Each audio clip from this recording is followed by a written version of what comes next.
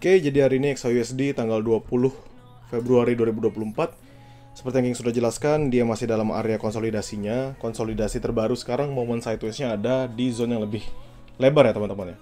Yaitu di 2023, jadi momen sideways itu ada di 2023 sampai ke 2013.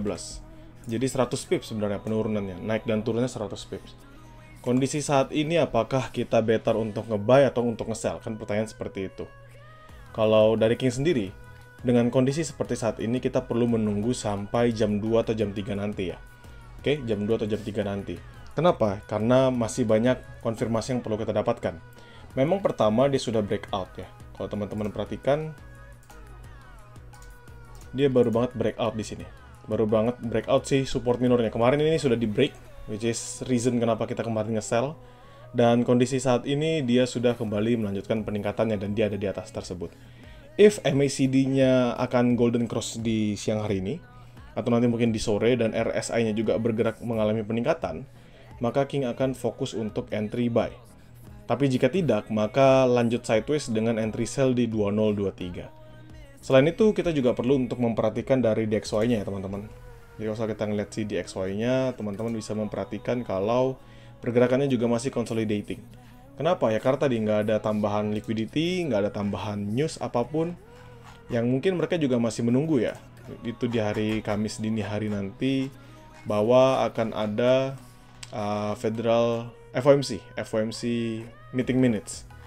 Jadi menurut King itu adalah kondisi atau momen di mana kita bisa memperhatikan tambahan pergerakan yang cukup signifikan.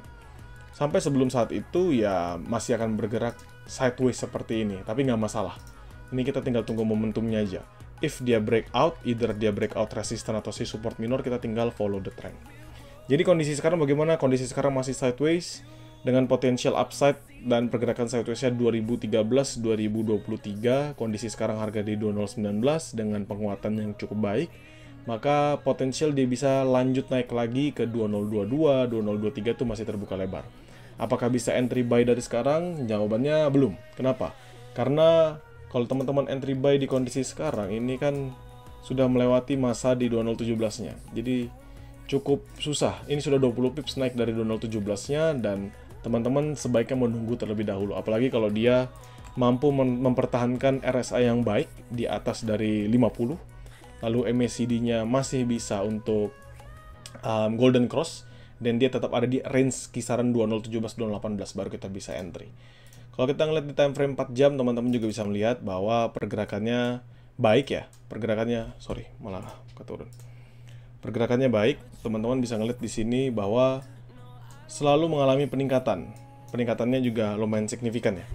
Jadi dia mampu untuk mempertahankan pergerakannya terus-menerus mengalami peningkatan. Jadi menurut King ini adalah gambaran yang bagus ya untuk pergerakan dari XAUSD. Tinggal perlu tambahan dari liquidity aja, hanya itu.